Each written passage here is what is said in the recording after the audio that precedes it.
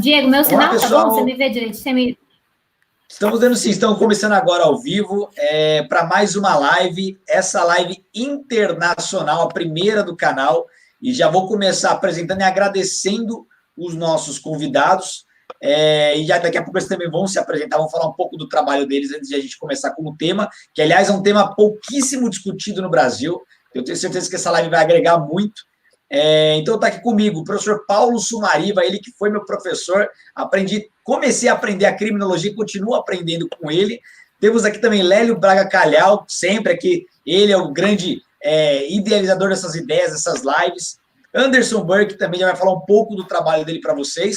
E a nossa convidada especial, Aline Pedra, eu queria que cada um se apresentasse e falasse um pouco do trabalho aqui para quem está nos assistindo. E, claro, essa live vai continuar disponível, então, para quem for assistir depois, vai conseguir conhecer um pouco do trabalho de cada um.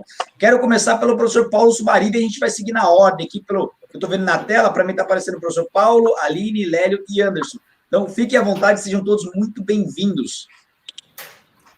Bom dia aí ao professor Lélio, bom dia ao professor Anderson, bom dia, professora Aline, e um bom dia especial aí ao professor Diego, que é aí o organizador de tudo isso, junto com o professor Lélio. O Lélio fazendo muitas lives, eu acho que isso é muito importante nesse momento de pandemia, aproveitar para difundir a criminologia. Nós que gostamos da criminologia, né, a gente sempre foi aí um grande adepto a essa ciência, e a importância de difundir isso, né? Difundir no mundo acadêmico e as lives, eu acho que isso é uma grande oportunidade. Eu fico feliz aí em participar desse evento, é meu primeiro evento internacional, confesso que eu fiquei muito contente, agradeço demais o professor Lélio por ter feito aí esse chamado, e estou aqui, né, ansioso, à disposição para ouvir todos, né, para ouvir a professora, o que ela vai poder trazer de assuntos importantes. Eu acho que é um momento bem legal. Eu sou delegado de polícia aqui no estado de São Paulo, tenho o meu livro de criminologia, vou até aproveitar para fazer aqui uma propagandinha sobre ele para vocês, né? Meu livro da editora Ímpetos, e vou falar para você, viu, Diego, quem me inspirou a aprender criminologia foi o professor Lélio. O professor Lélio foi uma obra que eu li, né? No meu ainda já era delegado de polícia, começando os meus estudos na criminologia. A minha primeira obra que eu realmente me dediquei foi a obra do Lélio, uma obra fantástica, e depois eu acabei tendo a honra aí de dividir com ele a mesma editora, a editora Ímpetos, onde nós estamos lá, né, vendendo e difundindo a criminologia para todo o Brasil. Então, eu fico feliz pelo convite e vamos lá, né, vamos ver os demais colegas aí. Bom dia a todos e todas, boa tarde para mim, já que é uma live internacional, vamos situar um pouco aí o fuso horário, estou 6 horas à frente de vocês, o sol está aqui a pino, 4 horas da tarde, mas estou extremamente feliz de participar dessa live, de conhecer, né, de primeira mão agora, o professor Diego, o professor Paulo, o professor Anderson, o professor Lélio já nos conhecemos desde 2003, né, 17 anos já, então, aí, né, professor Lélio, e, na verdade, nos conhecemos pelas mãos da vitimologia, né? Então, é o assunto de hoje, nosso debate de hoje. Vamos ver se a gente consegue divulgar um pouco mais essa ciência no Brasil e vou trazer algumas novidades para vocês. Só me apresentando rapidamente, sou advogada brasileira, né? Sou criminóloga e estou morando agora na Turquia, estou fazendo um trabalho aqui com organismos internacionais, um trabalho mais voltado para tráfico de pessoas, assistência às vítimas de tráfico de pessoas e também contrabando de imigrantes, já tem mais ou menos uns 10 anos que eu trabalho nessa área, e agora estou aqui dando minha contribuição para a Turquia também e para o norte do Chipre, que também é outro país com o qual eu trabalho. Gente, bom dia a todos. Boa tarde, Aline. Eu sou o Lélio Braga Calhau, promotor de justiça do Ministério Público de Minas Gerais. Sou autor há 15 anos da editora Ímpetos. Nós estamos com a 9ª edição 2020 aí do nosso livro de criminologia. E eu quero agradecer a todos meus parceiros, quero agradecer o Diego Pureza por estar sendo o nosso host aqui. O Diego está passando muitas dicas para a gente poder estar divulgando a criminologia no Brasil. Paulo Sumariva, meu mestre, eu que agradeço essa pessoa. Gente, incrível como o Paulo Sumariva, ele é uma pessoa simples, uma pessoa bondosa, uma pessoa bacana. Para vocês terem uma ideia da importância de Paulo Sumariva para a criminologia brasileira hoje. Eu acabei de entrar no site da Amazon, o livro de criminologia do Paulo Sumariva está hoje como o livro de criminologia mais vendido do portal da Amazon Brasil. Isso é muito relevante, gente. Paulo, mais uma vez, parabéns por tudo. Anderson Burke, meu amigo, representante dessa geração de vitimólogos que vai assumir a vitimologia em breve, que já está demonstrando um grande trabalho. O Anderson Burke tem uma palestra sobre a indenização preliminar da vítima no processo penal. Gente, eu não vejo pessoas do Ministério Público, da magistratura ou da advocacia que estão fazendo uma pesquisa tão aprofundada como o Anderson nesse ponto muito importante para as vítimas. E, por último, desde 2003, uma pessoa que eu admiro muito, uma grande profissional, Aline Pedra, muito obrigado por ter aceitado o nosso convite.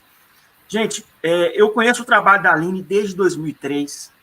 A gente se encontrou aqui num congresso de vitimologia. E é o seguinte, gente, a Aline Pedra, para mim, hoje, é uma das 3 maiores vitimólogas do Brasil. São criminólogas e vitimólogas, né? E eu penso o seguinte, olha, a gente tem muito a aprender com esse evento aqui. Aline, muito obrigado.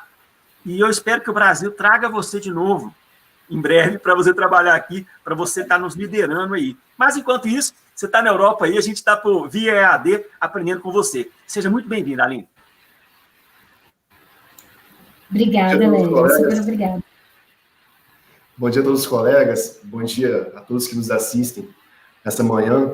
É uma grande alegria estar com colegas tão gabaritados conversando sobre um tema que, quando eu iniciei os estudos, eu jamais imaginaria que estaremos promovendo debates tão recorrentes, né, e com tanta visibilidade. Acho muito importante, porque a gente vai debater hoje, com certeza, a gente vai perceber que a vitimologia é um tema que, por razões históricas, foi esquecida e hoje a gente está resgatando. E fazer uma saudação aqui especial ao professor Lélio, porque quando eu iniciei os meus estudos, lá quando eu era um acadêmico de graduação, foi o livro dele que eu tive contato. Compartilho aqui que o professor Paulo trouxe para a gente, também eu tive contato com o livro dele, e aí me inspirou, e aí surgiu aquele problema, né? Bateu aquele entusiasmo, e foi realmente o gatilho que eu precisava para iniciar esses estudos, e estou aqui até hoje, né? Se eu não me engano, eu tive contato em 2010, 2011 com a obra dele, já vinha de um tempo atrás, e estou aqui até hoje pesquisando e buscando a resposta e as soluções a esse problema da vítima. Então, assim, mais uma vez, declaro a minha alegria de estar aqui hoje, e com certeza será uma manhã muito produtiva aqui para nós, né, aqui no Brasil, e uma tarde aí para a professora Aline, muito produtiva. Bom, excelente. Então, eu queria já passar a palavra para a Aline. Oi, pode falar. Esqueci de mostrar o livro. Antes, o livro. Mostra o livro aí. Gente, de apresentar, né?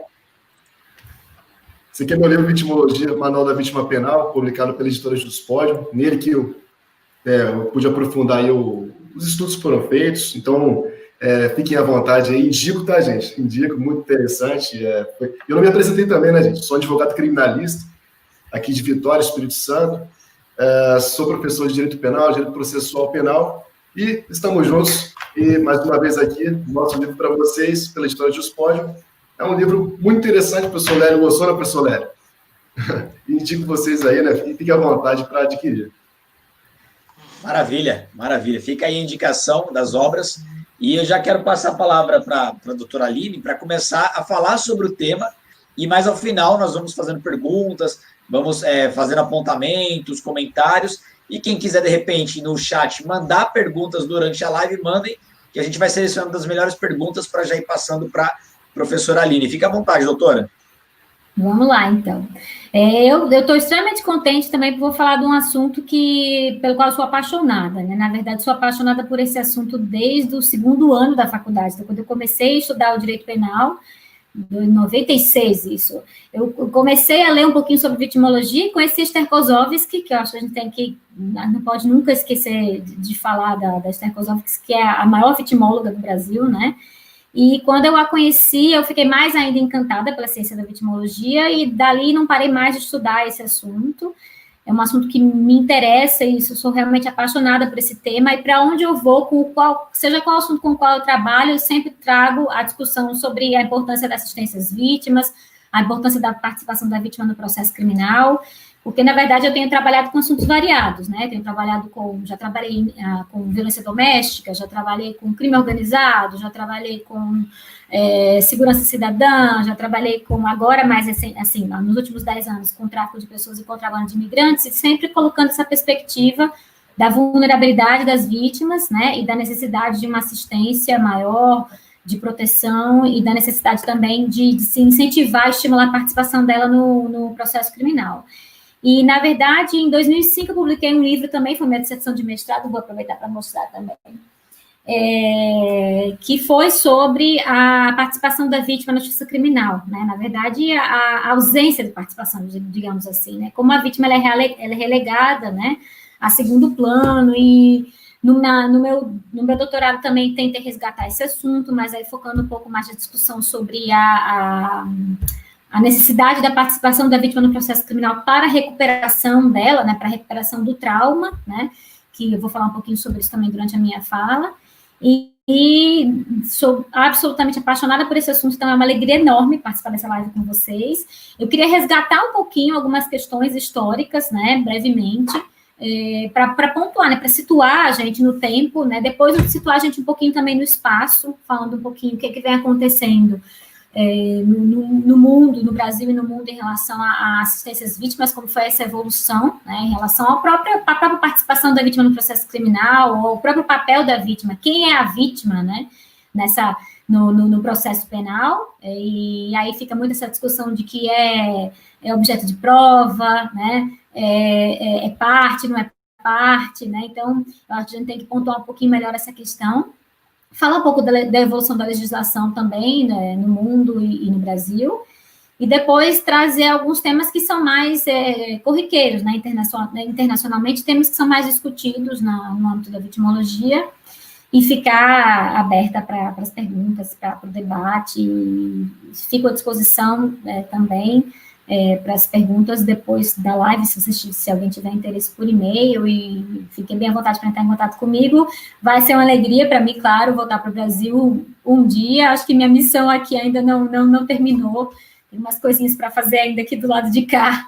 Eles também estão precisando um pouquinho dessa assistência, e aí estou tentando dar minha contribuição, mas eu nunca deixo de contribuir. Na verdade, nas 2 vezes que eu morei fora do Brasil, eu morei fora do Brasil também entre 2004 e 2009, foi quando eu fiz doutorado na Suíça, e depois morei um pouquinho, mais 2 anos na Áustria, e sempre contribuí com o Brasil. Naquela época não tinha muita essa coisa de live, mas a gente sempre trocava e-mail, orientava alunos, publiquei artigos, e agora continuo colaborando com o Brasil e com os colegas que trabalhei anteriormente, e sigo à disposição aí até mesmo para dar um boom nessa discussão, né, sobre a vitimologia no Brasil, que a gente está precisando dar uma corrida aí nessa discussão, e a necessidade tamanha, né, de assistência às vítimas no país.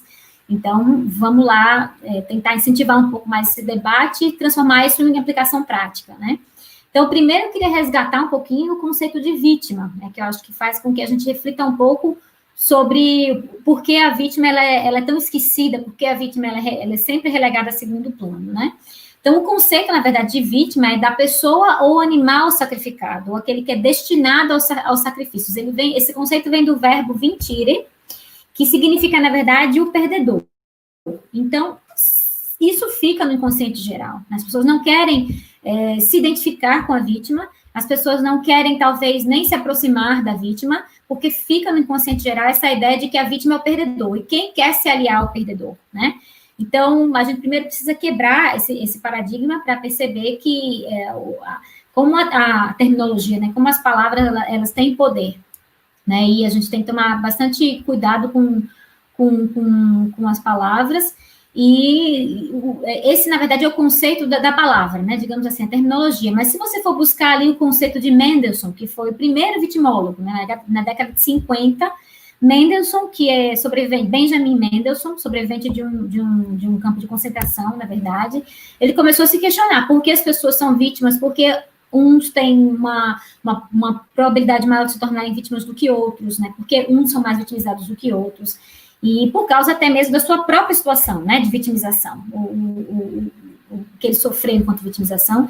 E aí ele trouxe um conceito, né, como para o conceito de vítima, é um conceito mais amplo, né? Não é só o da vítima penal, que é o nosso tema mais específico, mas ele chama de vítima também qualquer pessoa que seja afetada, né, que passe por algum sofrimento, que é determinado por fatores de origem diversificado, pode ser físico, pode ser psíquico, pode ser econômico, político ou social. Então, por exemplo, vítimas de desastre natural, né, também são vítimas, né?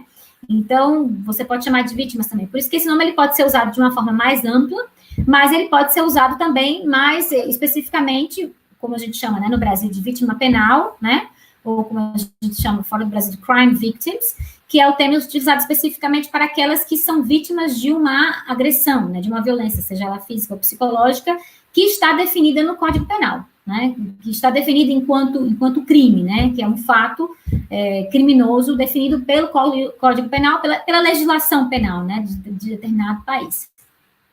Então, esse é o conceito mais específico de vítima penal, né, mas depois de Mendelssohn, né, começou a se observar, por exemplo, que a gente tinha pouquíssimas estatísticas, né, poucos dados sobre as vítimas, de uma forma geral, e aí começaram a entender, né, também que havia poucos dados, também poucas estatísticas criminais, na verdade, principalmente na década de 70, nos Estados Unidos, surgiu uma preocupação muito grande em se levantar estatísticas criminais, em se conhecer melhor o fenômeno do crime, né.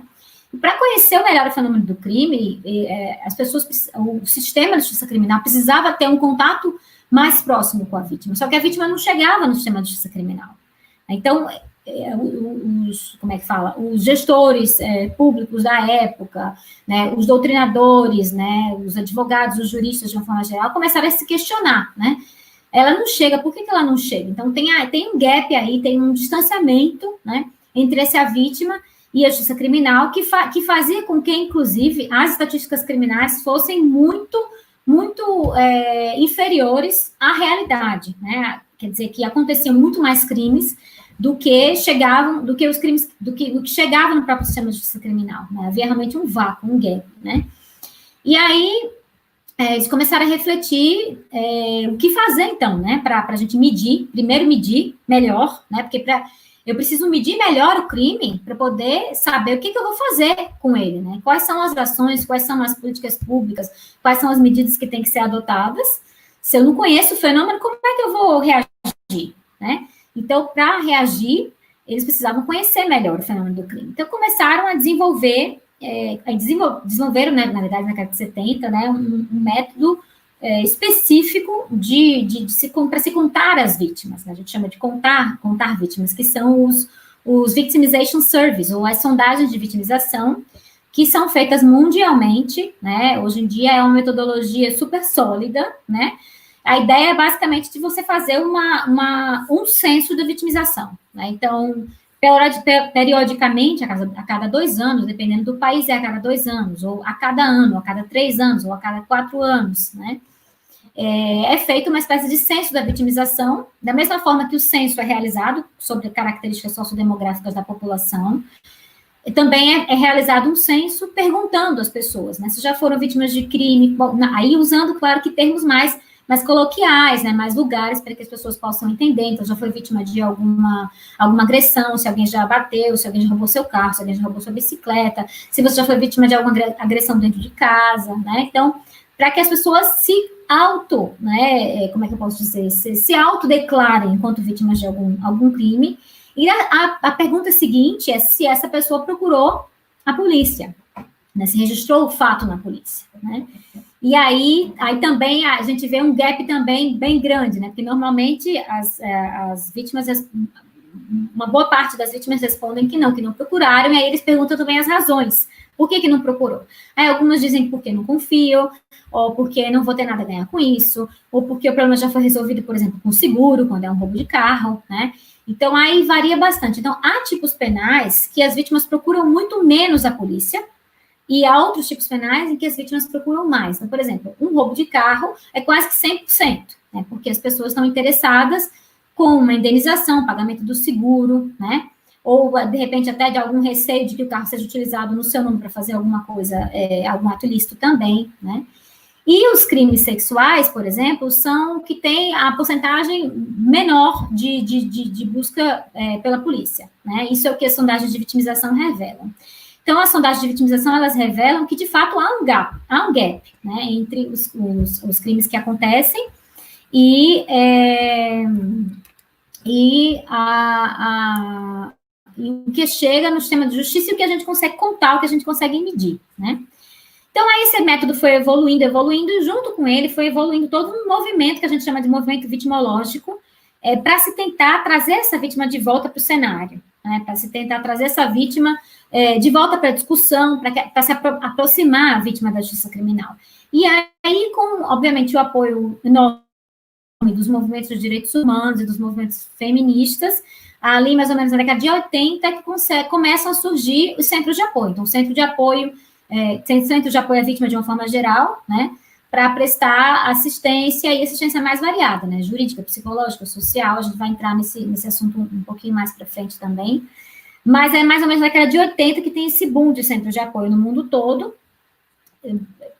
com o interesse, obviamente, de garantir os direitos humanos dessas vítimas, mas, por outro lado, também o interesse de trazê-la para a discussão, né, trazê-la para a justiça criminal, fazendo com que as estatísticas criminais fiquem mais próximas da realidade e fazendo com que também, por exemplo, elas comecem a contribuir com produção de provas e aí também o nível de impunidade reduza, né? Então, tem aí uma dupla finalidade, digamos assim, desses centros de apoio.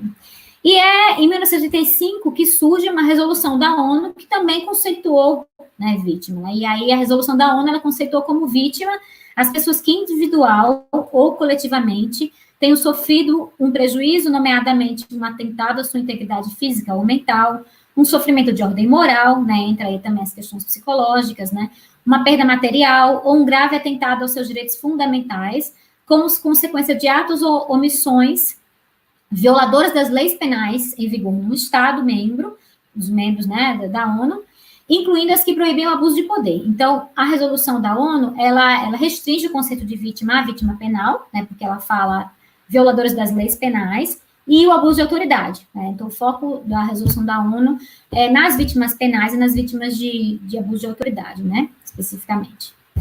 E aí, aos poucos, o mundo todo foi evoluindo em termos de legislação para proteção e assistência às vítimas, mas também para a inclusão dessas vítimas no processo penal, né, para inclusão na discussão sobre o crime, né, para resgatar, né, digamos assim, que é um movimento de resgate da vítima, porque, como o Niels Christ pontua muito bem na obra dele, né, de 77, Conflict as Property, é um artigo, na verdade, que foi publicado no British Journal of Criminology. Ele fala que quando o crime acontece, depois que ele acontece, quando ele chega no sistema de justiça criminal, o Estado rouba o conflito da vítima. E é exatamente isso que acontece, né? Por quê? Né? Porque ainda aquele receio, né, da questão da justiça privada, da vingança privada, né? Então, o Estado, ele puxa para si, né? Então, ele rouba o conflito da vítima, e a vítima, ela passa a ser mero objeto de prova. Isso se for considerada como objeto de prova, né? Porque, às vezes, nem isso, a vítima, às vezes, nem é chamada nem para testemunhar, né? Em alguns casos, ela pode até nem ser chamada para testemunhar. Então, ela fica absolutamente fora do controle, né, do que aconteceu com ela não tem respostas às suas perguntas, isso é extremamente maléfico para a recuperação do trauma. Então, se a justiça penal ela existe para devolver a harmonia social, que na verdade é uma das finalidades da justiça penal, né, se ela existe para devolver a harmonia social e ela exclui a vítima da discussão, ela não tem como devolver a harmonia social, né, é uma finalidade que ela nunca vai alcançar. Então, a justiça penal ela precisa trazer a vítima de volta para a discussão, sim, e aí tem algumas situações, né, algumas coisas que nós podemos fazer para fazer com que a vítima entre em contato, fique novamente em contato com a justiça criminal. E aí, no mundo inteiro, foram surgindo esses chamados de diplomas legais, né, dos direitos das vítimas, ou Victims Act, e em vários países do mundo, né. Então, hoje, por exemplo, nos Estados Unidos, existe um que eles chamam de Office for Victims of Crime, que é um bureau federal, né, existe também em todos os estados, e ele é um departamento, né, uma direção preocupada especificamente com as questões das vítimas, né, desde legislação a centros de assistência, qualquer vítima penal, né. E no Canadá também, na Europa, todos os países da Europa têm essa mesma lógica, né, esse mesmo sistema, legislação própria, né, além das próprias diretivas da União Europeia, sempre buscando a maior participação da vítima na justiça criminal, sempre colocando a assistência às vítimas e a proteção às vítimas, a preservação da intimidade, da privacidade, tudo isso enquanto direitos, né, humanos, e fazendo com que esses direitos sejam garantidos, né, em seus territórios. Então, você vê aí todo um movimento, na verdade, de resgate mesmo, né, da vítima na justiça criminal, e uma ideia de que a justiça, na verdade, ela é uma promoção, na verdade, de uma justiça mais restaurativa, né, e, quiçá, terapêutica, né? Não uma justiça que sirva para retribuir o mal causado, né, como a gente escuta, inclusive, na universidade, né, ou para recuperar, né, o criminoso também, que é o que a gente escuta bastante também, mas uma justiça que sirva para, que tenha uma finalidade terapêutica, ela possa servir para a vítima, para que ela possa entender o que aconteceu, né, por que ela, por exemplo, é uma das perguntas que as vítimas mais fazem, né, por que eu fui escolhida, né, por quê? É uma pergunta muito comum às vítimas, né, e quando eu falo das vítimas também, é bom destacar que é a vítima direta ou o que a gente chama de vítimas indiretas, por exemplo, os familiares das vítimas de homicídios, eles também têm interesse em entender por quê, né? Por que o meu filho ou minha filha foi escolhido, né? Ou se foi escolhido, ou se foi para arrasar, por exemplo, né? Então, são muitas perguntas que essas famílias ou que essas vítimas têm que devem ser respondidas, porque se elas não são respondidas, o trauma permanece, né? Então, aí como é que você vai devolver harmonia social se você tem aí uma pessoa traumatizada na sociedade, né? Não basta que essa vítima faça um acompanhamento psicológico, ela precisa de respostas às suas perguntas, e as respostas às suas perguntas também ajudam com que ela retome o controle da sua vida, né?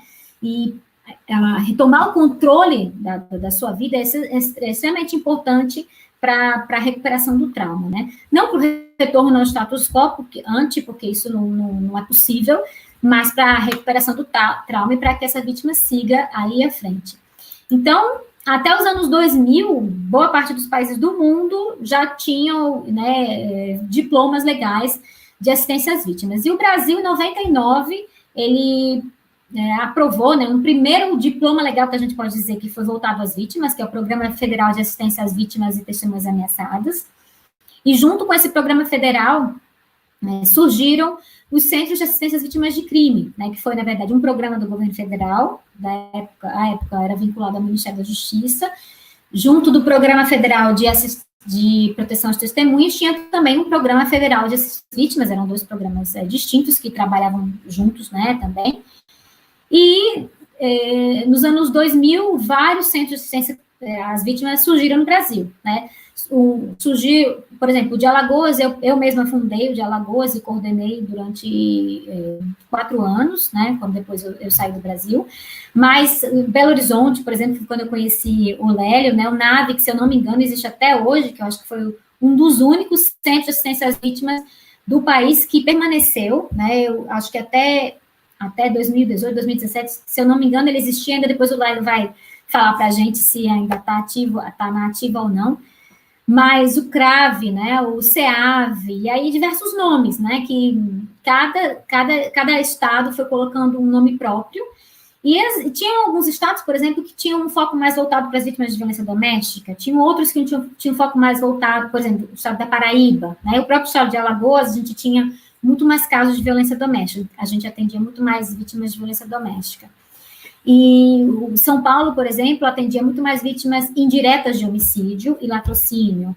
O NAVE atendia vítimas de crimes sexuais, vítimas indiretas de homicídio e latrocínio também. Rio de Janeiro também. Então, aí cada estado não dava prioridade, atendia todo tipo de vítima, mas tinha um público maior de alguns tipos penais específicos. E esses centros, eles tinham a finalidade de promover os direitos das vítimas, porque era um lobbying que a gente fazia, né? Era um advocacy que a gente fazia em prol das vítimas de crime, falar, olha só, a gente tem voz, né, a gente tem que ter voz, né, a gente tem que participar da justiça criminal, por uma medida de direitos humanos, né, obviamente, mas também porque é benéfico para o próprio Estado e para a própria justiça criminal. E, além de fazer esse lobby, né, e aí tentar também aprovar legislação em prol das vítimas no Congresso Federal, a própria questão da assistência, que eu acho que é o carro-chefe mesmo do Centro de Apoio às Vítimas, era assistência psicológica, jurídica e social. Então, haviam equipes interdisciplinares que representavam as vítimas em juízo, inclusive, e faziam todo o acompanhamento, né, psicológico, social e jurídico dos casos, né, as pessoas, elas vinham espontaneamente, não havia nenhuma, em alguns estados eles faziam até uma busca, como é que a gente fala, faziam uma busca, né, dessas vítimas, entravam em contato com as vítimas, em outros estados, né, eles preferiam busca ativa, né, que a gente chama busca ativa. Outros estados, não, eles preferiam esperar que essas pessoas procurassem os centros de apoio. E alguns estados também tinham uma parceria muito legal com a polícia, por exemplo, o estado de Alagoas tinha uma parceria sensacional com a Delegacia das Mulheres, a gente tinha até um ponto de atendimento dentro da Delegacia das Mulheres. Então, isso fazia com que as pessoas soubessem, né, desse direito, né, que elas tinham direito a essa assistência e procurassem os centros de apoio. E aí, a parceria com a polícia é realmente essencial, né, extremamente importante. O que me faz lembrar, por exemplo, da obrigação, na verdade, na Suíça, por exemplo, a polícia tem a obrigação de informar a vítima sobre os seus direitos e tem a obrigação de dizer que existe um centro de apoio e tem a obrigação também de dizer o endereço, né, olha, o centro de apoio é aqui, você pode ir lá se você tiver interesse. Depois, a própria polícia encaminha para os centros de apoio às vítimas os casos, né, que eles receberam, e os centros de apoio às vítimas enviam uma carta para essas vítimas, para que elas entrem em contato, se elas quiserem, né, se elas tiverem interesse, enviam uma carta, enviam um e-mail, né, se elas tiverem interesse em buscar essa assistência, elas procurarem os centros de apoio. Então, é uma espécie de busca ativa aí também, digamos assim, mas na tentativa de promover o trabalho dos centros, a existência dos centros, e de dizer com todas as letras, sim, você tem direitos, né? Você deve procurar o apoio do Estado, você tem direitos, porque, caso contrário, a vítima pode achar que, o que ela vai fazer? Não, ela tem que ir só na polícia e ponto, é isso, é o que lhe é oferecido pelo Estado, quando que, dependendo da legislação, pode lhe ser oferecido muito mais, né? Então, aí no Brasil, além desses centros de apoio às vítimas que foram criados nos anos 2000 e duraram até 2010, mais ou menos, tá? Eu sei que agora, que eu saiba, só existe o NAVE, né, que de repente já teve algum ainda que existiu, mas só existe o NAVE, e eles foram se extinguindo porque acabou o financiamento do governo federal, acabou o programa do governo federal, permanece o programa federal de proteção às testemunhas ameaçadas, mas não o de... também que eu saiba, né, até ter saído do Brasil, mas eu imagino que sim, e não mais o de assistência às vítimas.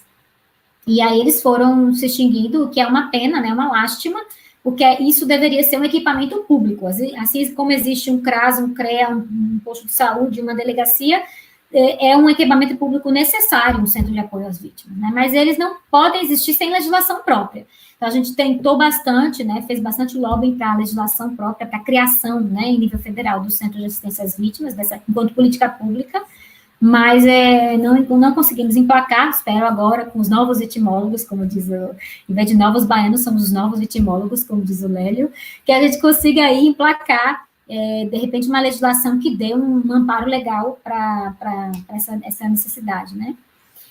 E, na sequência, o que a gente viu foi, na verdade, a criação de centros especializados. Por exemplo, a própria Lei Maria da Penha, ela indica a necessidade da criação de centros integrados de atendimento à mulher vítima de violência, né? Então, boa parte dos estados, hoje em dia, tem esses centros de atendimento às mulheres vítimas de violência, mas aí, é por isso que eu estou falando, é um movimento, na verdade, de especialização, né? A gente vê todo o movimento de especialização, criação de centros específicos de atendimento às vítimas de algum tipo específico de tipo penal. Por exemplo, existe hoje no Brasil toda uma rede de enfrentamento ao tráfico de pessoas e núcleos e centros de atendimento às vítimas de tráfico de pessoas, né? Então, teve um movimento de especialização enquanto que o trabalho que era mais genérico, né, que era desenvolvido pelo Centro de Apoio às Vítimas, não existe mais.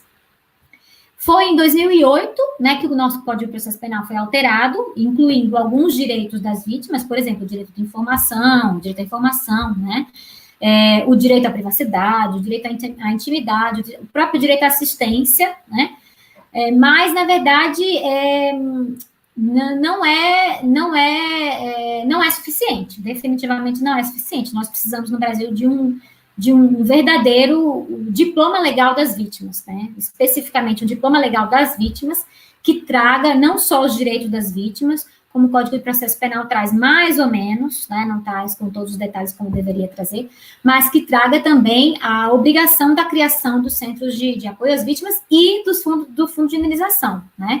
Fundo de indenização pelo Estado, né? Que é uma ideia que a gente defende há muitos anos, que é a obrigação do Estado de indenizar as vítimas de crime, né? Então, aí nos países europeus também isso existe, né?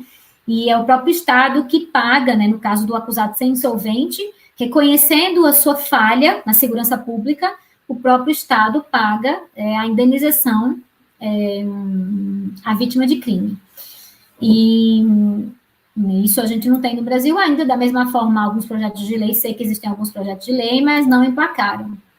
E aí, em 2016, né, mais um marco regulatório que fala dos direitos das vítimas, e aí também focado nas vítimas do crime de tráfico de pessoas, que é a Lei 13.344 de 2016, que é o marco regulatório, na verdade, para o crime de tráfico de pessoas, e ela traz todos os direitos das vítimas, né, direito à proteção, à assistência jurídica, social, a assistência de trabalho, de emprego, saúde, acolhimento, né, abrigamento provisório, abrigo provisório, atenção a necessidades específicas, preservação da intimidade da identidade, muito importante, prevenção da revitimização, né, no atendimento, nos procedimentos investigatórios e judiciais, né, que na verdade é o que a gente chama de vitimização secundária, prefiro usar essa expressão, a vitimização secundária, que é quando a vítima busca, né, cria coragem, busca o sistema de justiça criminal e se depara com operadores do direito que não passaram, de repente, por um trabalho, né, de um acolhimento mais humanizado,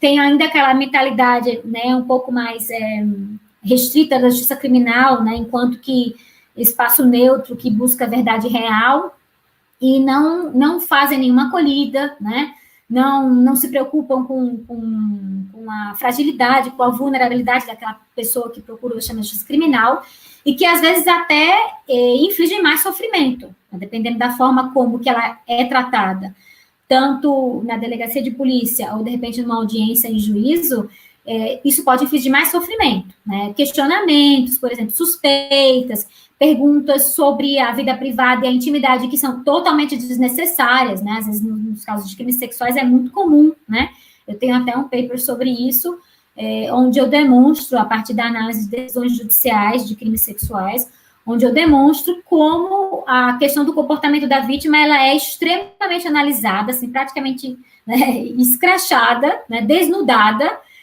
nos crimes sexuais, enquanto que nos outros crimes não existe essa preocupação, né, tanto como existe nos crimes sexuais. Também é uma discussão aí de gênero, definitivamente, né, a gente não pode se aprofundar agora, obviamente, mas para alertar os operadores do direito a essa violação de direito, na verdade, né, das vítimas de crimes sexuais. Então, o marco regulatório para o crime de tráfico de pessoas, ele trouxe bem detalhadamente, né, os direitos das vítimas, já é mais um avanço da legislação nacional, é uma lei recente de 2016, mas é pouco, né, a gente precisa conseguir muito mais em relação aos direitos das vítimas no Brasil. Meu sonho é que a gente realmente alcance o nível dos países europeus. Eu diria que a Suíça, para mim, é um exemplo no que diz respeito ao apoio às vítimas de crime, e meu sonho realmente é que a gente alcance o mesmo nível. E aí, como eu estava falando antes, né, hoje o que a gente vê é todo esse movimento de especialização, né? Então, você tem centros, por exemplo, especializados no apoio às vítimas de crimes sexuais, ou centros especializados no apoio às vítimas de violência doméstica, centros especializados no apoio às vítimas de homicídio indireto, né, as vítimas indiretas de homicídio, por exemplo, ou isso espalhados, né? Não, nem todos os estados têm os mesmos tipos de apoio ou vítimas de homofobia ou discriminação, também centros especializados de apoio às vítimas de homofobia ou discriminação. Mas não existe, na verdade, né, uma política nacional de apoio às vítimas de crime, que é o que a gente precisa, né? E aí, a gente vê, na verdade, todo o mesmo movimento de especialização, como eu estava falando, né? E vê também um destaque, né, para as vulnerabilidades, né, como causa da vitimização, e um destaque também para as vítimas de crimes transnacionais, né? Vítimas de crimes contra a humanidade, uma preocupação maior com as vítimas de crimes contra a humanidade. E aí também um avanço nas discussões sobre reparação do dano, compensação, fundos de indenização. Hoje a gente tem fundos de indenização, por exemplo, Corte Penal Internacional tem fundo de indenização às vítimas. Tem um fundo da ONU para as vítimas de tráfico de pessoas, tem um fundo da ONU para as vítimas de tortura, tem um fundo da ONU também para as vítimas de violência e de abuso sexual, né? Então, todo um movimento de especialização e de indenização, que é, digamos, que a gente vê mais hoje em dia, né? No Brasil, eu acho que a nossa luta, ela deve ser definitivamente, né, para a criação de um diploma legal específico, com os direitos com os direitos das vítimas, obviamente, né, ampliando bastante o que está lá no Código de Processo Penal. A retomada do centro de assistência, isso tem que ser uma política pública, né, definitivamente. A criação também de um fundo de indenização pelo Estado, eu acho que são 3 pontos essenciais no Brasil, todos atrelados à legislação específica, obviamente. E no mundo, eu acho que a necessidade que a gente tem agora é de uma convenção dos direitos das vítimas, porque em 85 a ONU aprovou uma resolução, e uma resolução, ela recomenda, ela sugere, né? Ela não vincula os estados de forma nenhuma. Uma convenção vincula os estados signatários, né? Inclusive com visitas periódicas, né? Caso para ver a evolução da aplicação, né? Da implementação da convenção.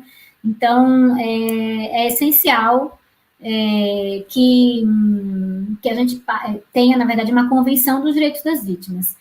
Eu não sei nem quanto tempo eu falei, eu só sei que eu acho que eu quis, na verdade, passar um pouquinho sobre temas variados, né, no que diz respeito à vitimologia, assistência às vítimas de uma forma geral, no Brasil e no cenário internacional, e aí eu fico à disposição para as perguntas, para o debate. Bom, eu achei excelente, eu vou passar a palavra para o professor Paulo primeiro, depois para o Lélio, depois para o Anderson, vou me colocar por último aqui até para dar voz aos convidados, mas eu já gostei bastante porque eu ouvi da sua explanação, doutora, muita coisa que a gente não escuta aqui no Brasil, né? É uma postura, uma visão completamente diferente que a gente enxerga. A vítima aqui no Brasil ela é realmente completamente abandonada. Quando eu chegar na minha intervenção, vou comentar um pouco sobre isso. Mas eu queria passar a bola para o professor Paulo para fazer considerações, comentários, perguntas. Fique à vontade. Olá, professor Diego. Queria dar os parabéns à professora Aline, que falou com uma clareza fantástica, né? Eu acho que isso vale, é gostoso ouvir isso com essa clareza, com essa maneira tão tranquila que foi passado isso para a gente. Parabéns, viu, professora? A senhora falou com uma clareza e, assim, defendendo um ponto de vista muito importante com relação à vítima. A gente sabe que realmente a vítima ela é deixada de lado, né? Já desde a antiguidade, quando você analisa isso, né? A partir do momento que o Estado assumiu a jurisdição, a vítima ela foi colocada no segundo plano e ela continua lá até hoje, salvo aí algumas hipóteses que isso foram, né, e que isso passou a ser tratado diferente pelo Estado, mas tirando aquela época, né, que existia lá a lei de Talião, né, olho por olho, enfim, depois daquela época, nós não vimos aí nenhuma situação em que a vítima ela possa efetivamente estar num ponto de destaque no processo penal, que seria aí o âmbito de maior análise nesse momento. É claro que muita coisa é feita, né? Muita coisa é feita. Eu posso falar aí dentro de uma hipótese de delegacias de polícia aqui do estado de São Paulo. Eu acho que se trabalha bastante com a proteção da vítima, pelo menos é feito, né, essa tentativa de proteger a vítima. E eu posso dizer assim que durante um grande tempo, né, aqui no estado de São Paulo, a academia de polícia ela é dividida no interior.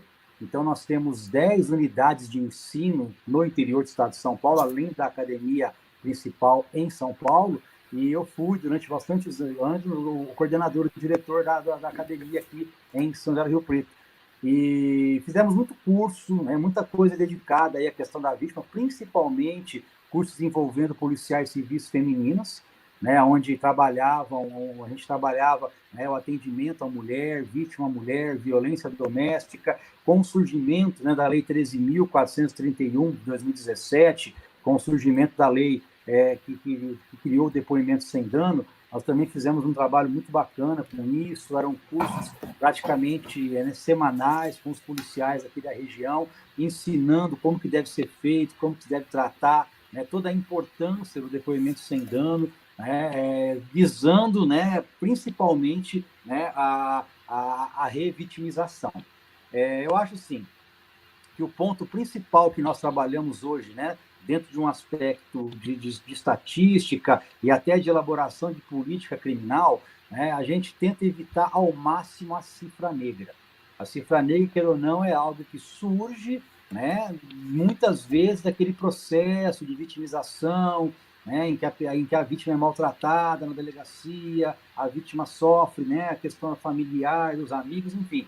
E aí acaba deixando de comunicar o fato, acaba deixando de levar as ocorrências até a delegacia, até o Estado, para que a gente possa traçar políticas criminais, pelo menos adequadas, pelo menos mais próximo da realidade. Quando você evita, quando a ocorrência não chega, quando cria-se aí a cifra negra, isso evidentemente é algo muito ruim, né? É algo que atrapalha demais aí o próprio trabalho, né? O trabalho da vítima. Um ponto que eu queria destacar, né? Uma situação que a gente nota de importância, eu queria até ouvir a opinião da professora também com relação a isso, as situações de assédio moral, né? Quantas vítimas de assédio moral existem e isso não chega ao conhecimento do Estado? Eu nem falo da polícia, até porque o assédio moral não tem uma tipificação penal nesse sentido, e até seria algo muito difícil, né, de você conseguir trazer a demonstração do assédio moral, mas o assédio moral eu reputo como algo aí muito grave que acontece na sociedade, né, em órgãos, em relações de trabalho, e que a vítima, muitas vezes, ela não consegue se livrar disso, né? Quantos casos você encontra de pessoas aí sofrendo por depressão, né? E isso acaba avaliando em comportamentos dentro de casa, tratamento com a família, e tudo relacionado ao assédio moral, né? Então, o assédio moral é realmente algo que sempre me preocupou, e eu queria ouvir um pouco a opinião, né, da professora sobre essa questão do assédio moral, se ela pudesse abordar um pouquinho sobre isso, e também, né, o que a gente pode fazer para evitar a cifra negra. Aqui no estado de São Paulo, a gente está cada vez mais estimulando o boletim eletrônico, que a pessoa vá até a internet e faça essa ocorrência pela internet, para que a gente possa evitar, a pessoa ela não quer ir na delegacia, enfim, ela tem os motivos para não ir, né? Não vamos entrar nessa questão, mas então vamos fazer pela internet, né? Assim, por que isso acaba acontecendo, essa cifra negra e o assédio moral, né? Eu acho que seria um ponto interessante, queria ouvir um pouquinho sobre isso.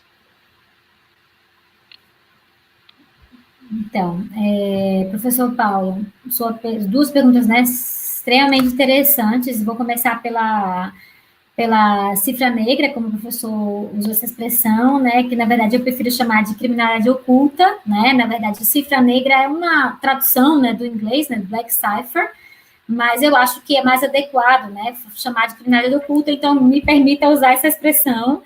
Na verdade, a criminalidade oculta são exatamente isso que o professor falou, né, são os casos que não chegam na polícia. Então, o que as sondagens de vitimização mostram é que em alguns países você vai ter uma porcentagem maior de casos que não chegam na polícia, e em alguns países você vai ter uma porcentagem menor. E tudo depende da forma como a justiça trabalha, como a polícia trabalha. Então, já foi feita também uma análise, por exemplo, países mais desenvolvidos, as pessoas tinham confiança maior na polícia, criminalidade oculta inferior, em termos de porcentagem, né? Inferiores, ou seja, mais crimes chegam no Estado, e você pode comparar. Como é que você compara, inclusive? Como é que você sabe, né, que mais crimes chegam na justiça criminal, são informados de justiça criminal? Isso você só sabe se você fizer a sondagem de vitimização, que é exatamente a sondagem de vitimização que te mostra que existe esse gap. Você compara a sondagem de vitimização com as justiças criminais, e aí você vê que existe um gap. Mas se você não faz sondagem de vitimização, então você está realmente num vácuo completo, né? Que infelizmente é a situação que a gente está no Brasil, porque há anos não se faz uma sondagem de vitimização. Na verdade, foram feitas algumas, um espaço temporal muito grande entre uma e outra. Eu acho que foi feita uma em 99, depois uma em 2000 e pouco, e foi feita uma recentemente em 2015 ou 2016, até por um Instituto de Minas Gerais, na verdade, o Instituto de Pesquisa de Minas Gerais, e, assim, pouquíssimo divulgados os resultados, né? Então, a gente continua sem saber o que acontece em termos de estatísticas criminais no Brasil. A gente tem uma polícia que é relativamente aberta em termos de estatística, eu diria, né? Eu acho que a gente tem até o sistema, né, que é o Cinesp, se eu não me engano, é o nome do sistema que informa, né, onde a gente tem informação sobre as estatísticas criminais no Brasil. A nossa polícia, ela tem seus dados relativamente abertos, né? Ela divulga relativamente a quantidade de crimes que acontecem mensalmente ou anualmente, mas ainda assim, os que não chegam, então não tem nem como a polícia não informar. Então, o que a gente tem que fazer para reduzir, né, a criminalidade oculta é definitivamente investir em instrumentos que aumentem a confiança na polícia. Né? As pessoas precisam ter mais confiança na polícia brasileira, seja a polícia estadual, seja a polícia civil, né, a polícia militar ou a polícia federal. E isso é todo um processo, né? Todo um processo de quebra de paradigma, né? Todo um processo também de trabalho com a própria polícia, não somente com a polícia em termos de treinamento, capacitação, inclusão, na verdade, nos currículos das academias de polícia, a discussão sobre a vítima, né? E capacitações esporádicas, né, extraordinárias, também não é suficiente. A gente precisa ter no currículo das academias de polícia a discussão sobre a vítima. Eu não sei como é que está agora no Brasil, em todos os estados, mas eu lembro que poucos estados tinham, na academia de polícia ainda, nessa discussão, por exemplo, no nível de pós-graduação, às vezes, os policiais, eles discutiam, né, a questão da vítima, mas isso tem que fazer parte do próprio currículo, né, das polícias, não só da polícia, como também da própria justiça, né, toda a academia de justiça, todo o trabalho que é feito quando, né, alguém se torna magistrado, passa por curso ou promotor de justiça, também passa por todo um trabalho, né, de formação, um curso de formação, também deveria estar incluído nesses cursos de formação. Só assim você consegue aumentar a confiança, né?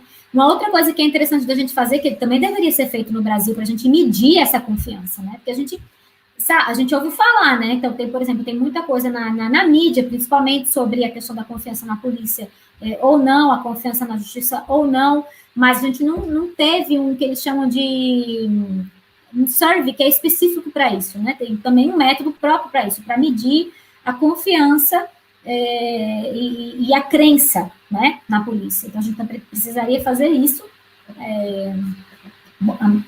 A maior parte dos países europeus faz isso também. Essas medidas, esses surveys, eles têm a finalidade de fazer com que o Estado reflita sobre as suas políticas públicas, sobre a sua atuação. É uma espécie de avaliação, né, e até autoavaliação. Se for, por exemplo, financiado pelo próprio Estado, né, e idealmente que seja financiado pelo próprio Estado, mas realizado por um instituto independente, né, para não ter nenhum risco de parcialidade dos resultados, que esses resultados não podem ser biased, né, não podem ser contaminados, né. Então, para diminuir essa criminalidade oculta, só aproximando, né, e para aproximar, o trabalho mesmo de mudança, de quebra de paradigma e capacitação das polícias, né, é um trabalho que foi feito, sim, acho que depois da Maria da Penha, principalmente, agora com o depoimento de Serdano, muito bem lembrado pelo professor Paulo, tem melhorado, mas não chega próximo ao que a realidade de países mais desenvolvidos, né? Tem muita coisa para a gente fazer ainda, sabe, professor Paulo? Eu fico triste, claro, né, porque eu queria ver o meu país muito mais evoluído nesses aspectos, até porque é uma medida necessária para o combate à criminalidade, né, além de ser, como eu falei a princípio, né, direito da vítima, né, eu estou falando de direitos humanos aqui, é também direitos humanos das vítimas, a gente está falando, é também para uma medida de justiça criminal, né? Para você efetivamente conseguir reduzir, né? Enfrentar a criminalidade. E aí, a outra pergunta do professor foi em relação ao assédio moral, né? Definitivamente, né? Diploma legal específico, é muito escondido, né? É uma violência que ela é, às vezes, muito mais psicológica, né, do que física, chega, às vezes, a situações de violência sexual mesmo, né, que a gente pode, de repente, colocar aí num tipo penal ali do capítulo dos crimes sexuais, por exemplo, né, crimes contra a dignidade da pessoa, mas acho que o diploma legal específico seria mais interessante, sim. Até mesmo visando, por exemplo, a indenização, né? Porque a gente está falando aí, por exemplo, em situações, falando, por exemplo, aí em empresas, né? Às vezes tem empresas, né, que podem indenizar essa vítima, ou no âmbito doméstico, por exemplo, né? Tem situações no âmbito doméstico, né? Então, sem dúvida, é mais uma forma de vitimização específica, que precisaria de um tratamento específico, que poderia ser dentro dos próprios centros de apoio às vítimas, né? Mas, sem dúvida, é pouco discutidos, e elas são pouquíssimo protegidas no Brasil, né? Ainda mais com esse risco, né, de perder emprego o tempo todo, com a crise financeira. Então, é extremamente difícil, né, para a mulher, principalmente, que é a vítima mais recorrente desse tipo de violência, né? Eu concordo com o professor. Maravilha, obrigado, né? Eu gosto muito de falar do assédio moral, até porque o assédio moral, ele não tem aí a conotação de crime, né? E é uma situação em que a polícia, em tese, ela não participa disso, e a gente nota que as vítimas, elas têm muito medo ou insegurança em denunciar isso, e não seria até para a polícia o caminho, até porque não seria aí o aspecto criminal a ser investigado. Então, a gente percebe que esse comportamento da vítima é algo que a gente tem, né, que estudar bastante, e para poder, né, trazer realmente elementos positivos, né, de como melhorar isso, né, de como a gente colocar na cabeça da vítima essa importância. E a gente vê no dia a dia, por exemplo, né, hoje mesmo eu saí aqui de manhã e para ir numa questão médica, e pessoas sem máscara na rua. Então você percebe que a própria população talvez não tenha ainda, né, essa análise da importância que é, né, de poder denunciar e de poder ocupar o seu papel. Mas eu acho que esse estudo da vítima é muito importante, né? Você está de parabéns, gostei muito aí dos seus esclarecimentos, da sua aula. Olha, foi um aprendizado que eu realmente estou muito feliz em poder estar aqui participando, né, dessa live. Que bom, professor Paulo. Obrigado, senhora. Pois não. Não, só um adendo, na verdade. Eu acho que, por que não ser um tipo penal específico, né? Porque é uma violência tremenda, né? A gente está falando hoje de violências psicológicas, às vezes, que causam danos maiores do que violências físicas, né? O próprio caso da violência contra a mulher, da violência doméstica contra a mulher, né, especificamente, às vezes a mulher fica anos e anos sofrendo violência psicológica, né? E o cara não toca um dedo nela. Então, aí, a dificuldade de provar, a dificuldade de levar no sistema de justiça criminal, todo um processo de culpabilização que ela passa, vergonha, receio, né? Então, por que não transformar isso, né, falando agora especificamente do assédio moral, num tipo penal específico, né? Não que eu seja uma fã da justiça criminal enquanto resposta, eu tenho também minhas críticas ao sistema de justiça criminal, mas eu acho que a gente pode, por exemplo, adotar instrumentos alternativos, né? Como incluir aí na própria justiça criminal, justiça restaurativa, né? Trazer alguns métodos alternativos de solução de conflitos, né?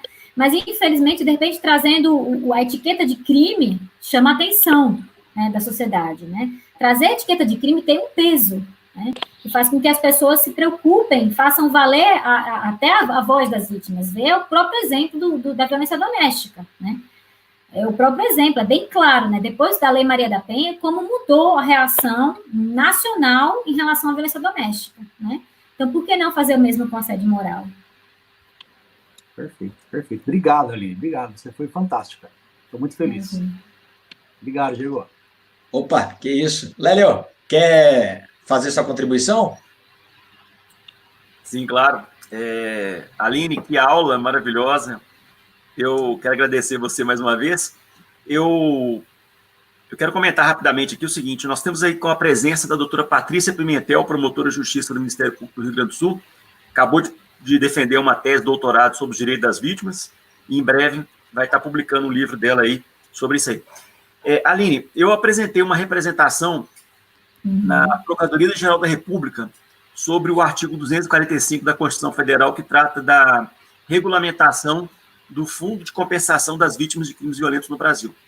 Eu estou requerendo que o Procurador-Geral da República entre com a ADO, uma ação direta de inconstitucionalidade por omissão, para que o Estado brasileiro seja declarado omisso e sejam tomadas providências pelo Congresso Nacional no sentido de instalar esse Fundo de Compensação de Vítimas de Crimes Violentos, que ele está previsto no artigo 245 e 31 anos depois ainda não foi publicado. Então, ou seja, não foi instalado, né?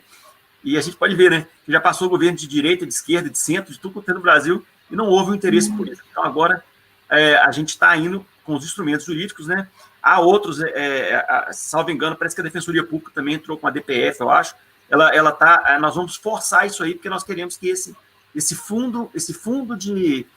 o Fundo Brasileiro de Proteção das Vítimas de Crimes Violentos, de indenizações, né? Na verdade, como você falou, já teve pelo menos 2 PLs que foram um objeto de estudo aí que não foi para frente, mas isso aí tem que ir. E também, Aline, eu queria contar com você nessa luta que nós estamos juntando as pessoas do Brasil afora e agora você na Turquia também, para a gente trazer para o Brasil um dia, de novo, o Congresso Mundial de Vitimologia. Ele foi no Brasil em 1991 e a gente vai juntar com a Sociedade Brasileira de Vitimologia, juntar com a Sociedade Mundial e tentar trazer isso. E nós contamos muito com o seu apoio para a gente conseguir trazer esse Congresso Mundial de Vitimologia para o Brasil de novo, tá bom? Eu tenho 3 perguntinhas rápidas, assim, são bem objetivas. Aline, eu queria que você contasse, na sua experiência, qual que é o papel da Sociedade Mundial de Vitimologia, assim, para a vitimologia? Porque eu sei que, salvo engano, eles são a instituição que está batalhando para a ONU deixar de ter uma resolução e virar uma convenção. Eu queria que você falasse sobre isso. Qual que é a sua experiência também? Quais são os países que mais respeitam as vítimas criminais na Europa, além da Suíça, que você falou? E a última perguntinha também, muito simples. Aline, você acha que o ramo do direito que protege mais as vítimas criminais é o direito internacional? Quando a gente compara com o direito processual penal, qual que é a sua experiência prática? Muito obrigado. Eu vou começar pela última. Beleza. Sem dúvida, eu acho que sim, o direito internacional protege muito mais as vítimas do que os direitos internos, né?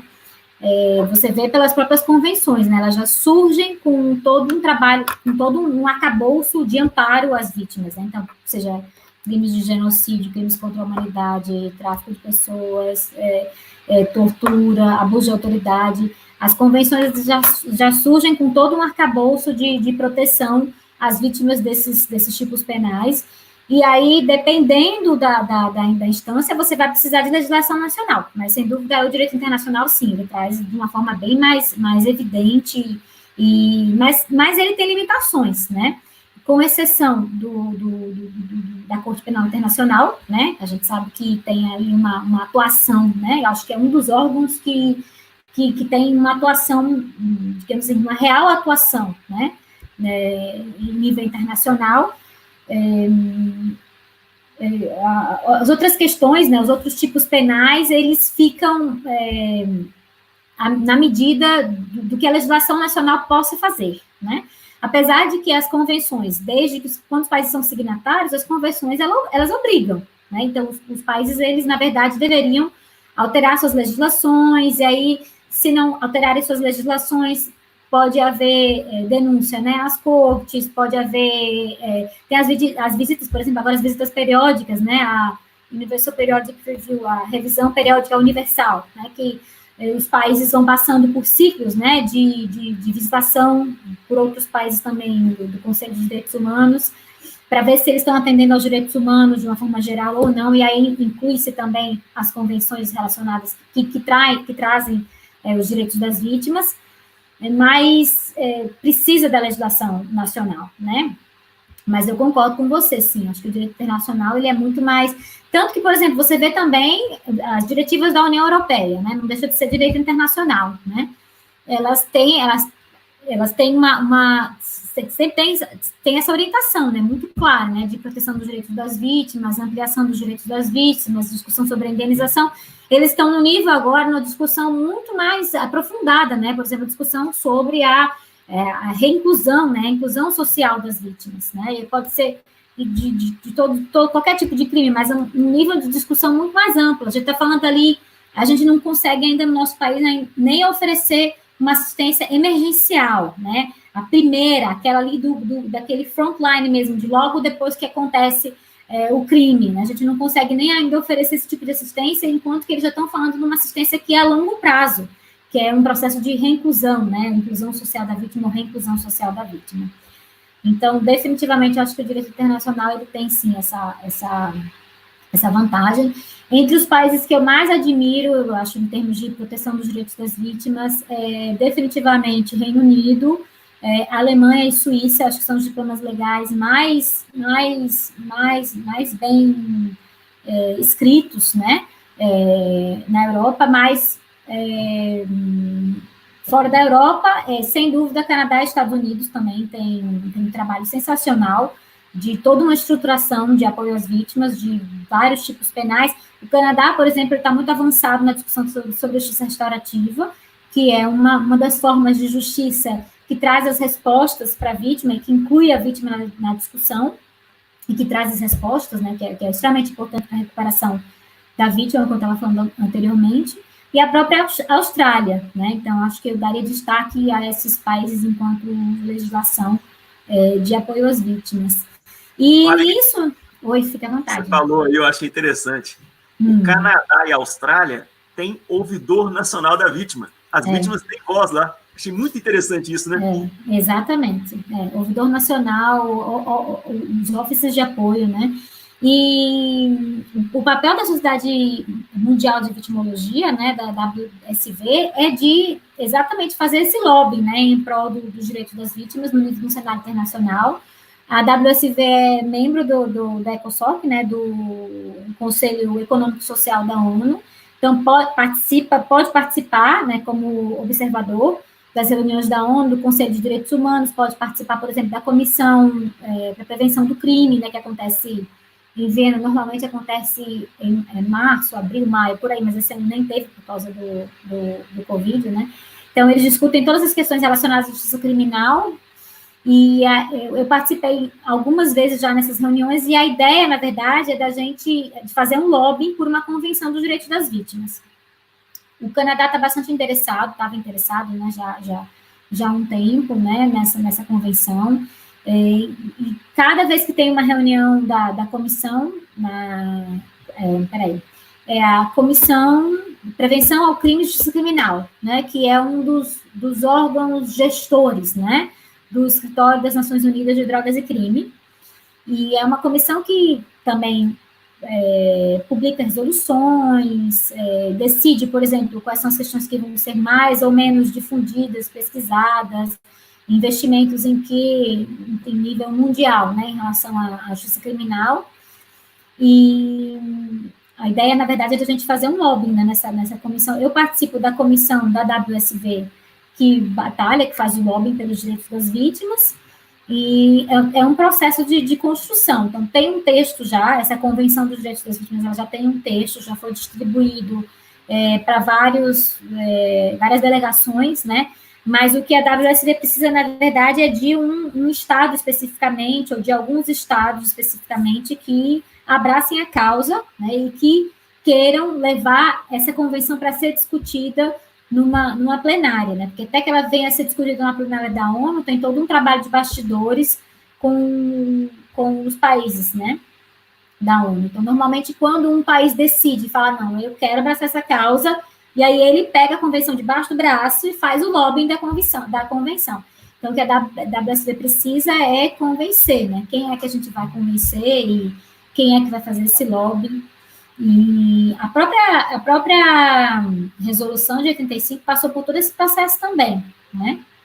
De convencimento e de lobbying e de discussão para poder ser aprovada, mas definitivamente é o que a gente precisa mesmo. Então, a WSV tem esse papel, tem o papel também de formação, né? A WSV, ela faz congressos mundiais, ela apoia os congressos nacionais, né, os seminários nacionais, os simpósios nacionais de vitimologia, e ela também promove cursos de pós-graduação, né, ela chancela, né, os cursos de pós-graduação. Então, se a gente quiser fazer no Brasil, a gente pode fazer com a chancela da WSV, tem um procedimento específico, claro, eu já estou a par desse procedimento, mas a gente consegue sim.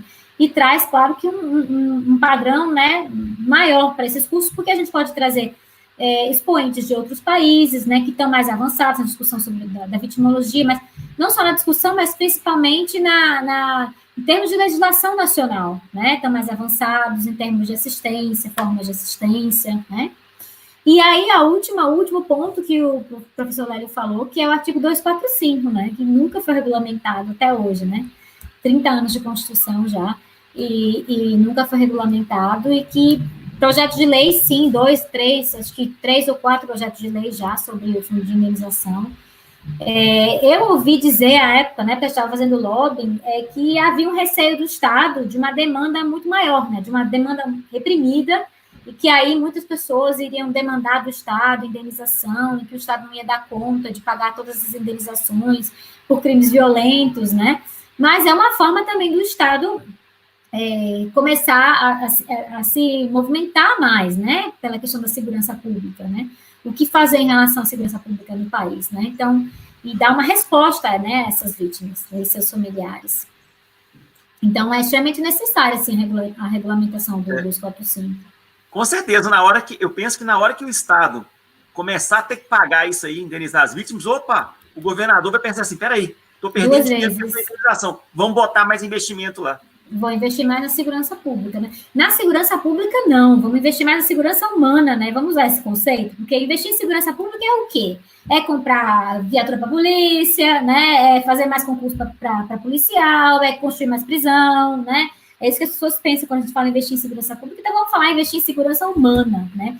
Que tem uma quantidade muito grande de ações que o governo tem que fazer, né?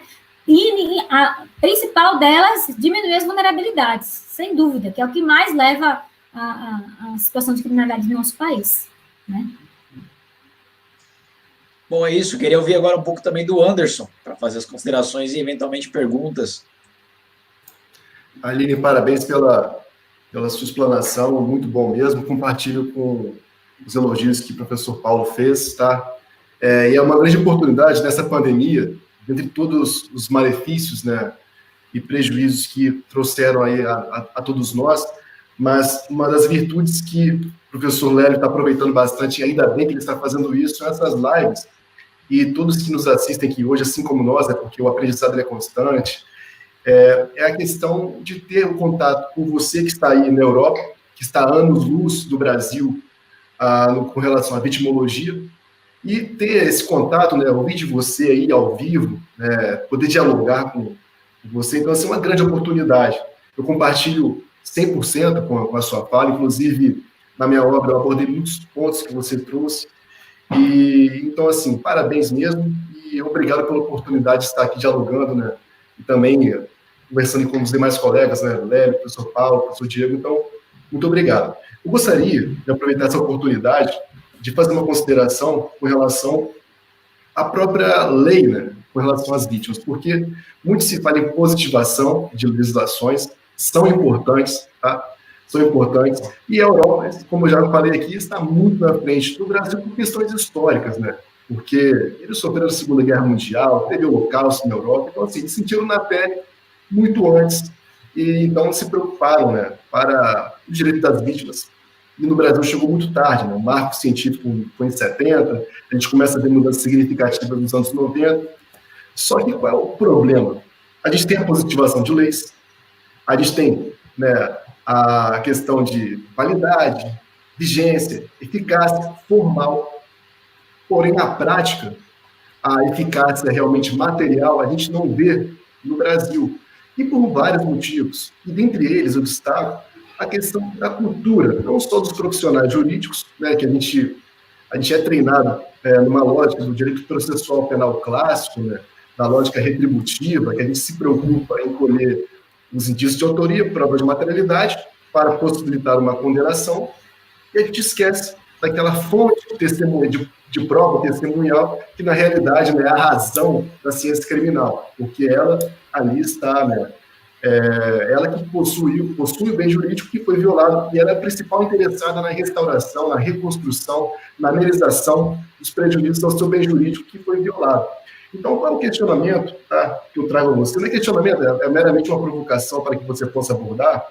Como que é a cultura, não só dos profissionais jurídicos, mas da população que você presencia, que você vivencia na Europa, com relação aos seus direitos enquanto vitimado? Porque no Brasil, o que eu digo? A gente tem que ter uma mudança cultural por completo. Não adianta. É claro, o primeiro passo, né, o primeiro caminho que deve se percorrer é a positivação das legislações no sentido da proteção à vítima, né, do protagonismo da vítima, dos interesses da vítima, da dignidade da vítima. Entretanto, isso pode ser uma mera folha de papel, né, ou uma mera folha do Planalto aqui, né, a página do Planalto aqui transcrita, se efetivamente, na prática, não houver a efetivação através de atitudes, né, e realmente de preocupação na sistemática de trabalho e até mesmo no pensamento da população em si buscar esses direitos. Então, eu gostaria de saber como que é na Europa. Aqui no Brasil, estou falando da minha parte, não tenho nenhum dado científico para isso, tá? É o que eu vivencio. Eu trabalho muito o artigo 387, inciso 4 do CPP, e até hoje é um dispositivo de 2008, que até hoje a gente não vê tanta aplicabilidade na prática. Poucos têm conhecimento, sabem trabalhar, e, enfim, e aí a gente chega no final, né? A gente nada, a gente chega lá na praia e a gente se dá conta da insolvência e não temos o Fundo Nacional de Proteção às Vítimas de Crimes. Então, assim, enfim, mas olha como a gente está atrasado aqui, mas a gente está lutando, né? Né, Léo? Estamos na luta aí, firme e forte. Então, eu gostaria de saber realmente como que na Europa é a cultura dos profissionais da população com relação aos direitos das vítimas. Eu acho que, definitivamente, como você falou, né, um processo todo de mudança cultural mesmo, mas a gente tem uma sociedade civil muito forte, o Brasil tem uma sociedade civil muito forte, né, que bota a boca no mundo, né, que sai para a rua, que dá cara a tapa, sabe? E dependendo do direito, do que ela defender, ela vai, né, a fundo, ela consegue defender, ela luta por isso, né, tira presidente, bota presidente, né? Então, eu acho que a gente tem sim condições de fazer isso, a positivação é necessária, né? Eu não me desanimo, na verdade, né? Eu acho que a positivação tá muito tardia em relação aos direitos das vítimas no Brasil. A gente já passou por outras discussões que não foram tão tardias em relação ao cenário internacional, sabe? Isso me frustra um pouco. Eu acho que deveria ter sido muito mais acelerado, mas eu também, como é que fala, atribuo isso a um processo que é do ser humano, né, de rejeição da vítima. Né? Como eu estava falando lá no início da minha exposição, eu rejeito o perdedor, né? Eu não quero me aliar ao perdedor, eu quero me aliar ao vencedor, e o vencedor certamente não é a vítima, né, que teve seu bem jurídico lesionado, né?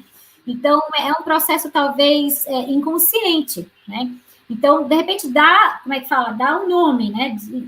Falar claramente, abertamente sobre as questões facilita, né? É uma das coisas que eu tento fazer quando eu trago essa discussão sobre a vítima enquanto perdedor, né? A expressão é muito carregada, né?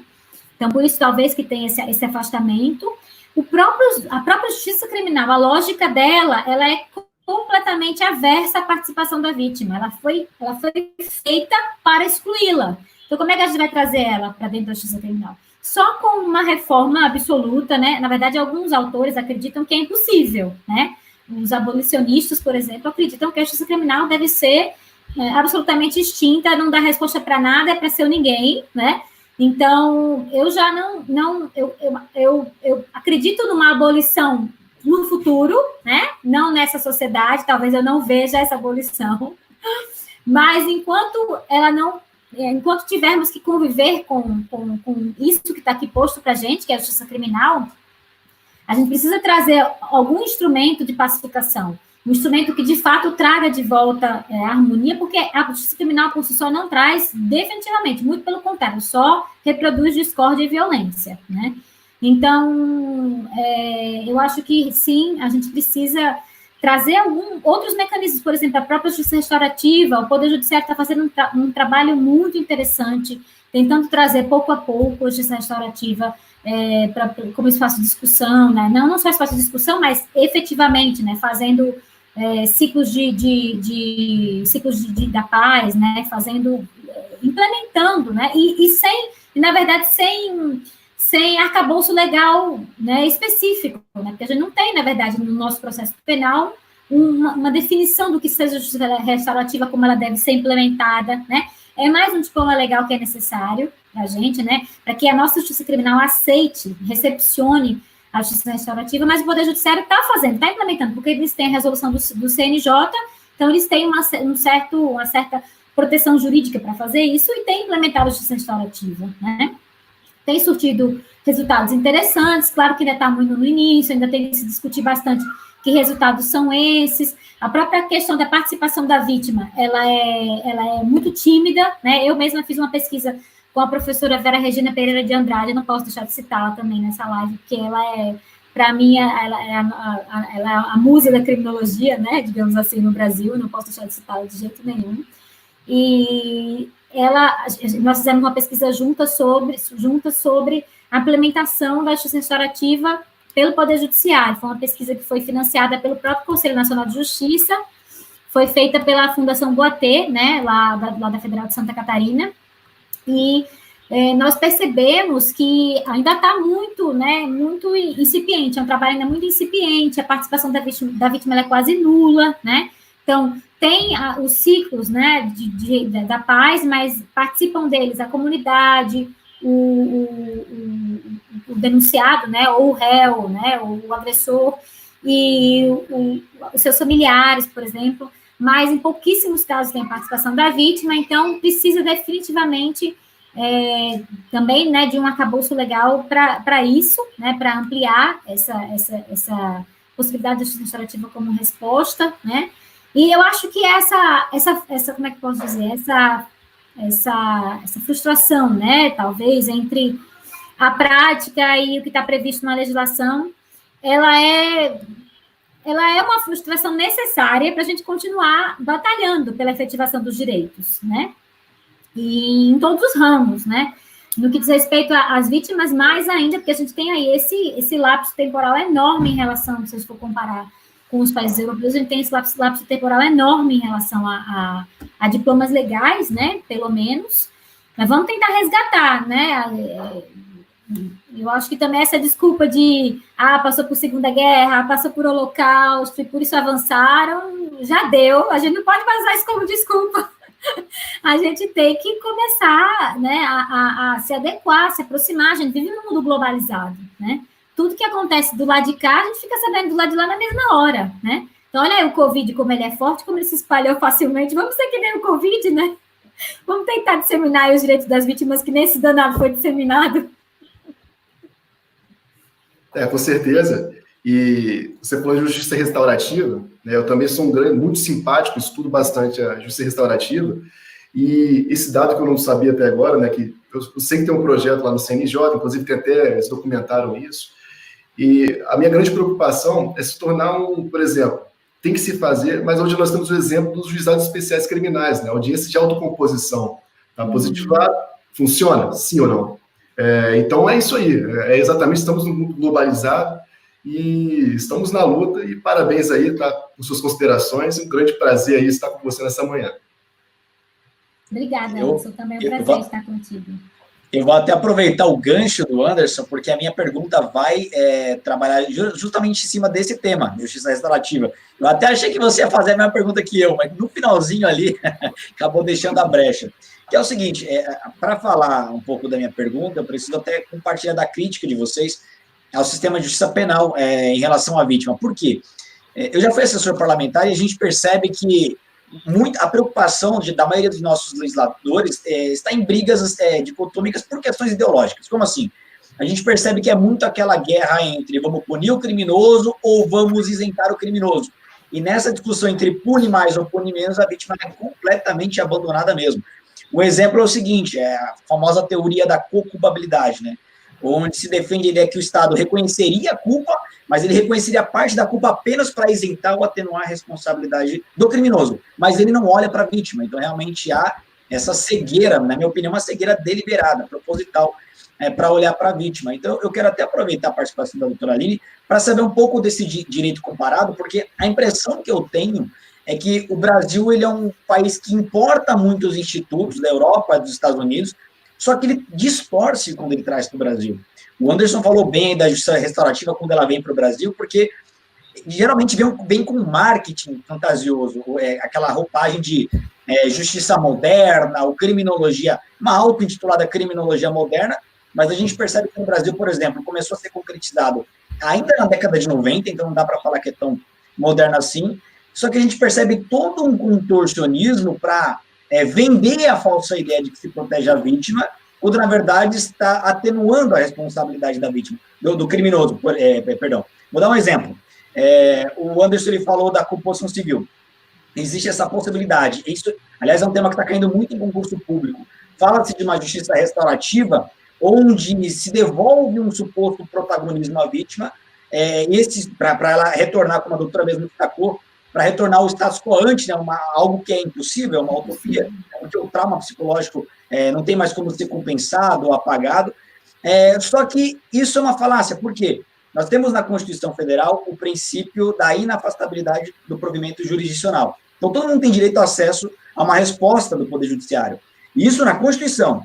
Aí vem uma lei 9.099, uma lei federal, abaixo, portanto, da Constituição, que após a composição civil traz a transação penal. E que vai dizer basicamente o seguinte: olha, se a vítima não tem entrar em acordo com o autor do fato, aquela pessoa que causou lesão, então o Estado vai tomar a frente dela e vai propor uma transação e acabou. Uma audiência preliminar simplesmente xinga a punibilidade, né, do criminoso e nem há a possibilidade de iniciar uma ação. Quer dizer, se a vítima quiser, ela que vai buscar na esfera privada, né, no âmbito civil, uma reparação. Então, há uma venda de uma suposta justiça restaurativa onde seria a vítima protagonista, mas na prática não é o que a gente vê, inclusive passando por cima de princípios constitucionais. Então, eu queria saber da doutora como é que funciona lá fora, como é que funciona. A doutora deu o exemplo do Canadá, que é um exemplo de justiça restaurativa, ou de outros países, porque no Brasil a gente percebe que tem um pouco de uma distorção quando ele, de forma muito tardia, é importado. Então, eu queria saber como é que funciona isso em outros países e realmente há medidas concretas que trazem um protagonismo para a vítima. Uhum.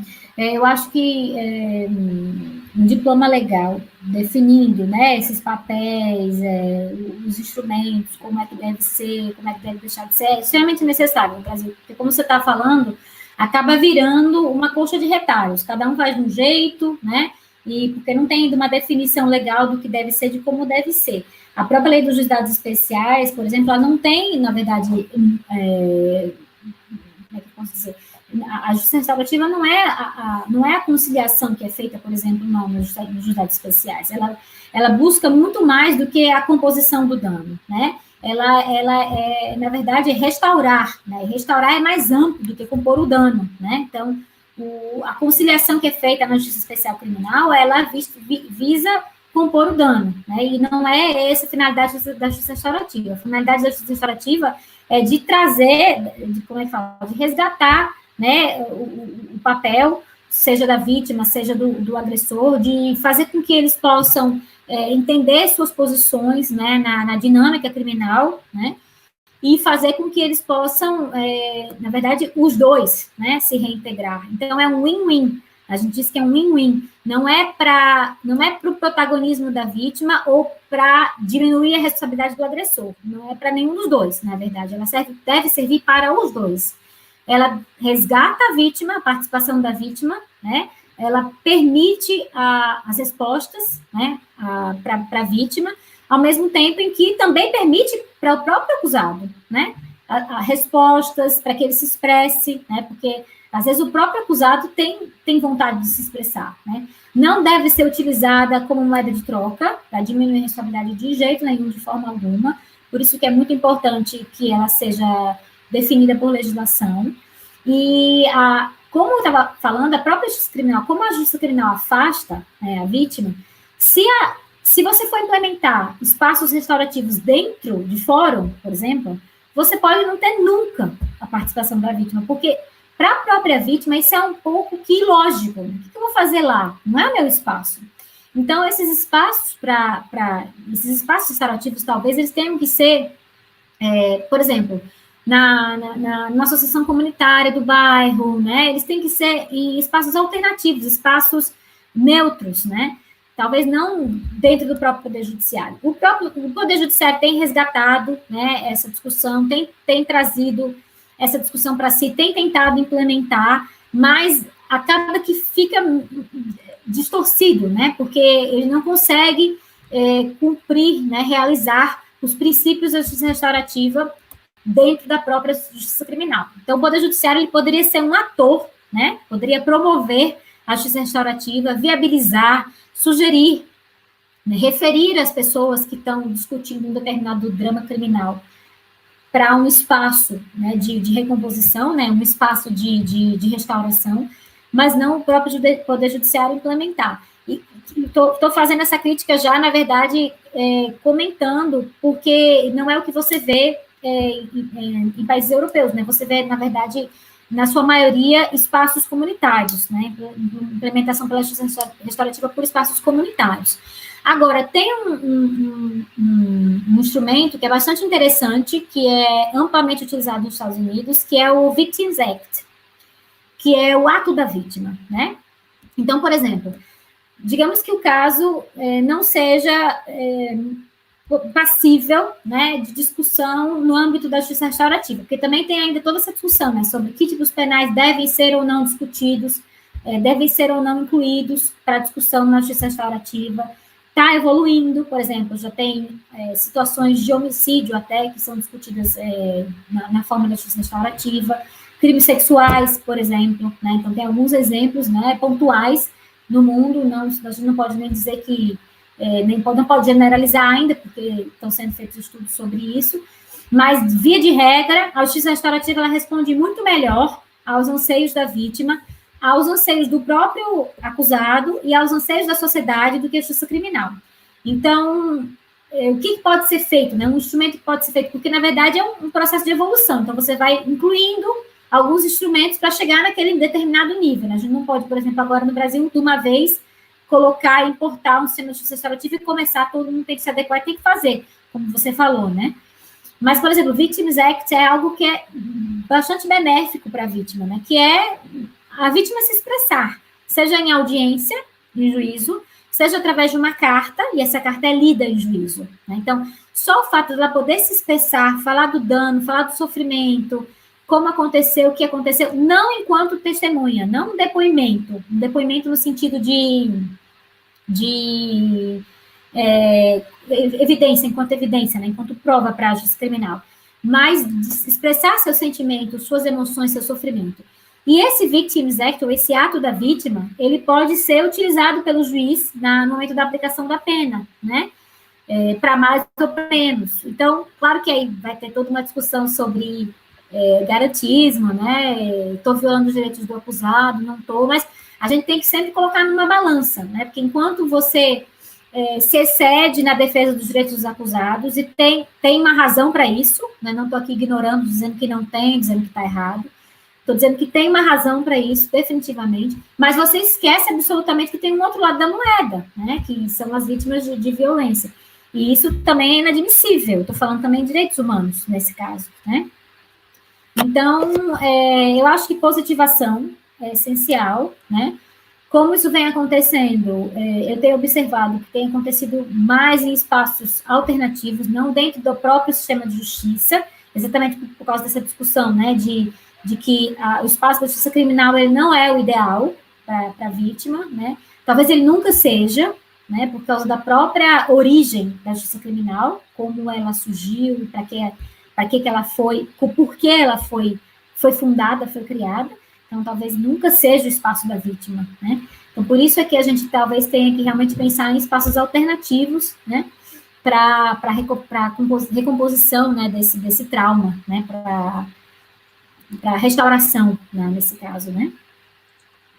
Eu gostei da ideia, porque, de fato, a gente nunca escuta ideias como essa de justiça restaurativa. Aqui no Brasil, acho que a Polícia Civil professor Paulo vai até poder falar melhor do que eu, a Polícia Civil de São Paulo, ela trabalha até para evitar esses casos interferindo no Poder Judiciário. Existem os NECRIMs hoje, na Polícia Civil, que atua bem com essas conciliações, mas é uma boa ideia, retirar do sistema de justiça criminal, né?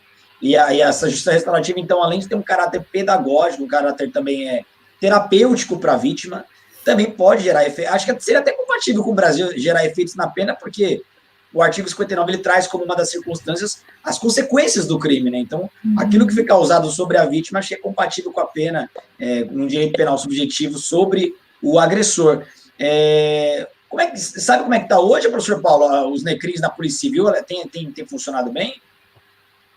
Sim, nós temos NECRIMs em todo o estado de São Paulo e na capital, inclusive, né? Foi inaugurado o NECRIM na capital, e ele só não funciona mais porque a legislação não permite isso, né? Mas assim, a gente percebe que há uma receptividade muito grande dos advogados, das vítimas, de ter resolvido o seu problema já de maneira rápida, na delegacia, né? São policiais que são treinados para isso, né? Justamente para tentar ver o lado da vítima, buscar aí a reparação do dano. Então, acho que isso foi uma medida adotada, já tem mais de 5 anos isso. Eu me lembro que quando eu fiz a minha tese de doutorado, eu defendi isso, minha tese de doutorado, e depois isso acabou vindo ser aí à tona, né, sobre essa questão, essa possibilidade. Só não é mais, né, porque existem aí propostas, ideias de aumentar isso, mas a gente tem que ficar preso, né, aos crimes em que a ação não é incondicionada, até por falta de amparo legal. Mas aonde ele funciona, ele é muito bom, né? Assim, você percebe que a sociedade em si, ela gosta muito. Espaços informais, né, professor Paulo? Porque não deixa de ser um espaço, né, informal, no sentido de que é uma criação, né? E a ONU também faz um trabalho bastante interessante na discussão sobre justiça informal, né? O que você pode trazer em termos de justiça informal para a discussão criminal que possa ser benéfica para todos, sabe? Eu acho que a gente tem que ampliar, sim, esses espaços. Claro que tem que sempre tomar cuidado com quem desenvolve, né? Como o professor falou, são policiais treinados, preocupados com a questão da vítima. Já teve exemplos, por exemplo, de espaços de composição, né? De recomposição, de restauração como esses, em que, por exemplo, havia determinação, né? Eram policiais determinando o que deveria uma parte ou outra fazer, né? Então, isso não faz sentido nenhum, né? Porque a própria justiça restaurativa, ela é um processo que é de dentro para fora, ele é desenvolvido pelas partes, né? Não tem um terceiro julgador, né? Tem um terceiro que vai conciliar, coordenar o debate e a discussão, facilitar o debate e a discussão, né? Mas não decidir pelas partes. E se não for decidido pelas partes, também não tem implementação, não tem eficácia nenhuma, né? Então, eu acho que isso é importante, né? Eu acho que a primeira coisa que tem que partir, né, é essa mudança desse paradigma, né, dessa ideia que ainda existe, esse mito que ainda existe, que policial ele é arbitrário, que policial ele é violento. Eu acho que isso, né, é algo que não existe hoje, e se existe, é exceção, né? Como tem exceção em todas as instituições, em qualquer cargo, qualquer órgão, né, vão existir exceções. Eu acho que a polícia, ela tem profissionais hoje muito bem capacitados, como tem todos os órgãos, né? Eu acho que essa ideia de truculência é uma coisa que tem que ser afastada, né? Porque isso só atrapalha cada vez mais a sociedade a entender o papel de cada instituição, né? Então, isso é um ponto que precisa, né? A gente tem que conseguir mudar isso, né? A polícia, ela vem se preparando, sim. É claro, né? É claro que esse acordo feito na delegacia, ele vai ser homologado pelo Poder Judiciário, tem que ser homologado, mas, assim, os índices, a gente pode dizer que os índices hoje, que passa de 90% dos acordos feitos na delegacia. O delegado ali mediando, né, óbvio, partindo das partes, ele apenas fazendo ali o papel, né, de mediador, e a coisa funciona muito bem. Eu acho que tem que ser assim, né? Eu acho que são medidas assim que acabam somando e desafogando um pouco, né, essa ideia que tudo tem que ir para a justiça, tudo tem que ir para a justiça. A gente consegue, sim, né, muitas coisas melhorar, né, nesse ponto. Eu acho que é uma questão de evolução que a gente está no caminho certo. Eu acho que a gente tinha mesmo que encomendar, sabe, um survey, uma sondagem de confiança, né, sondagem de confiança e credibilidade, né, da polícia. Porque isso também pode ser benéfico para a própria polícia, para mostrar, né, quais são os índices de confiança, nesse ou naquele estado, por exemplo, fazendo uma comparação, né? Eu acho que certamente tem estados que estão com uma situação muito mais confortáveis em relação à confiança na polícia no Brasil, enquanto que tem outros que menos, né? Eu não tenho dúvida disso, né? E aí eu acho que encomendar, e eu não sei por quem, algum projeto financiado pelo governo federal, implementado por alguma agência da ONU, estou aí cutucando, viu? Para ver se a gente encomenda também uma sondagem de vitimização. Olha aí, Lélio, mais 2 projetos para nós, bora lá. É isso aí, importante, né? Isso é importante, sim. Nesse período... Oi, pode falar. Aline, você falou uma coisa interessante, e essa questão das pesquisas de vitimização, o fato delas não serem realizadas, gente, estamos falando de procedimentos que são realizados nos Estados Unidos nos anos 70. Nós estamos falando de 50 anos de história das vítimas. O fato disso não ser medido, o fato disso não ser coletado, isso não é trazido para os processos, isso não é trazido para as discussões de política pública, isso causa um prejuízo para a sociedade e para as vítimas incalculável. Eu tenho um manual aqui do William Dormer, ele comenta numa página lá 24 itens ligados ao custo da vitimização para as vítimas. E que isso é medido nos Estados Unidos, aqui no Brasil, passa batido. É isso aí que eu queria comentar. Realmente, uma das ideias até que a quarentena nos traz, né, com base no que a doutora Aline está propondo, como uma justiça restaurativa informal, né, em ambientes informais, é a própria videoconferência, porque para a gente que atua na área penal, a gente percebe muito a mudança, principalmente psicológica da vítima. Você conversa com uma vítima, ela fala o que aconteceu, vai para uma delegacia ou para um fórum, ela já começa a tremer, já começa a ter problemas, e às vezes um ambiente na casa dela, tá na casa dela, acaba ficando muito mais à vontade, né, para falar, para eventualmente até realizar composição. Dá até uma ideia que às vezes a quarentena, um momento como esse, nos traz, né? Bom, já estamos com 1h40, avançamos bastante. Eu queria saber se alguém mais tem alguma consideração ou alguma pergunta para a doutora Aline. Não, Diego, eu queria só agradecer aí, cara, agradecer a presença, dar os parabéns à doutora Aline pela brilhante exposição, pela preocupação com o assunto, que eu acho que isso é muito válido. Eu conversando com o Lélio dias atrás, né, a gente estava discutindo realmente isso, né, como a vítima ela é esquecida, né, como a vítima ela é maltratada, né, no sistema brasileiro. Então, essa preocupação com a vítima eu acho muito válida, muito importante, e é assim que funciona, né, a gente tem que estar lá cutucando, questionando, buscando, né, criando formas para que a vítima seja cada vez mais valorizada. Parabéns, agradeço aí ao Diego, ao Anderson, ao Lélio, pelo convite, pelo evento maravilhoso, e parabéns aí pela palavra, pela brilhante exposição da professora Aline. Obrigada, Paulo. Também só tenho que agradecer ao convite, também adorei conhecê-los, né, nunca tinha tido contato com o professor Diego, o professor Paulo, o professor Anderson, o professor Lélio, aí já amigo da vitimologia de longas jornadas, que, na verdade, me resgatou, né?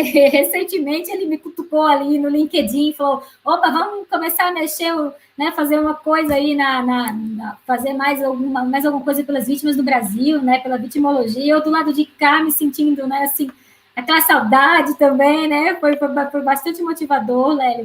Muitíssimo obrigada pelo convite. Sigo à disposição. Também queria dizer que aprendi demais com essa nossa live, né? Com as colocações de vocês.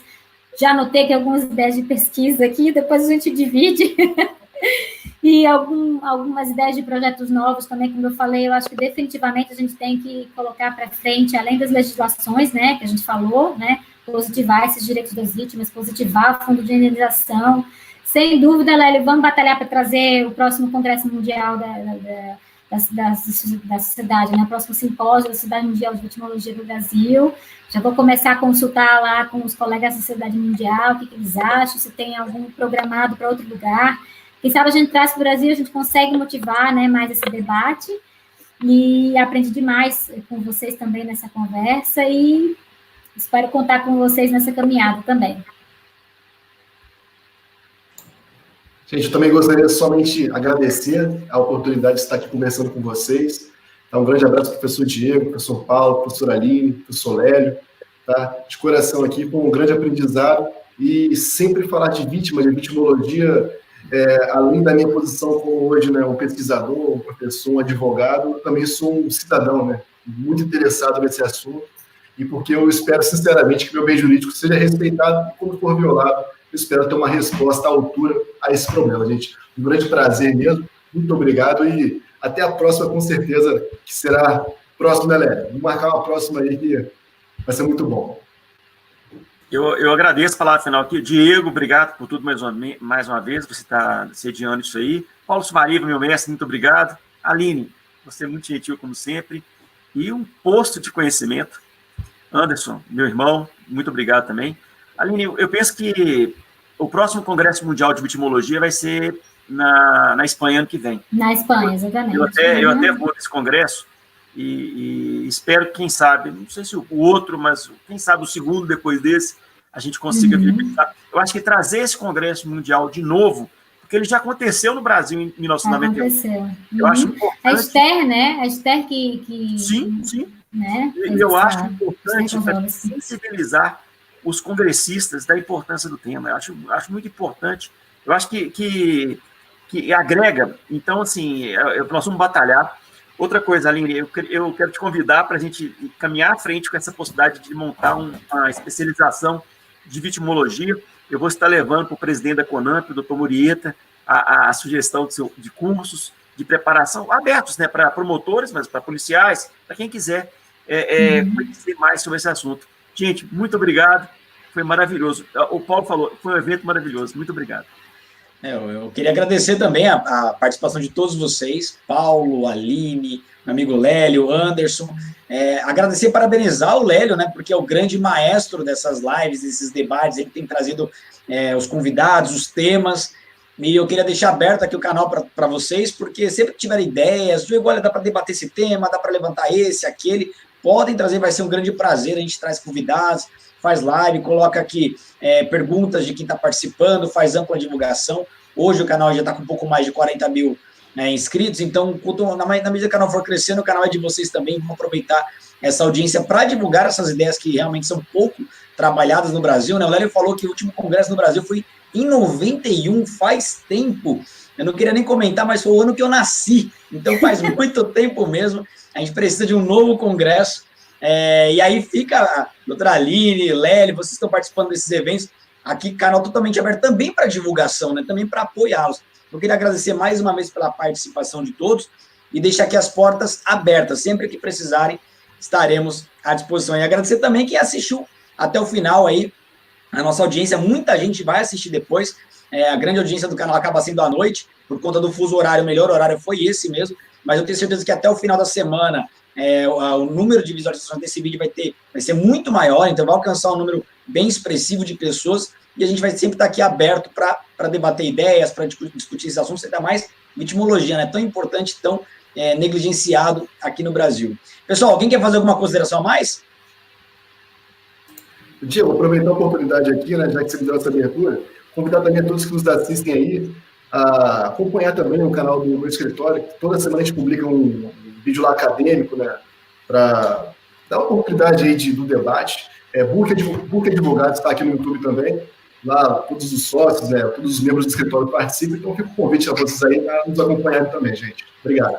Bom, querem deixar redes sociais também? Eu sei que Lélio tem Instagram, o professor Paulo também, quiserem, fiquem à vontade. Já como eu comecei a falar, eu sou Anderson Book, @Anderson Book, e a gente publica muito no escritório também, acho que a parte mais técnica fica no escritório. Então, @Book Advogados, estão todos convidados, gente. Obrigado. Meu é @Lélio Calhau. Me adicione no Instagram lá, tá bom, gente? Um abraço. O Instagram meu é @Paulo Sumariva. Paulo Sumariva. Adiciona lá, tem muita coisa bacana. E cupom de desconto também para curso pessoal. Olha aí. Meu Instagram é um Instagram pessoal, mas eu fico à vontade para compartilhar também com os alunos. É o contrário do meu nome, Pedra Aline. Mas fica aí à disposição também para a gente trocar figurinhas. Sigam lá, galera. Vão lá, sigam todos. Tenho certeza que vai contribuir muito com mais conteúdo para vocês. Pessoal, Muito obrigado, fiquem com Deus, um grande abraço e até a nossa próxima live, até o nosso próximo encontro. Até lá.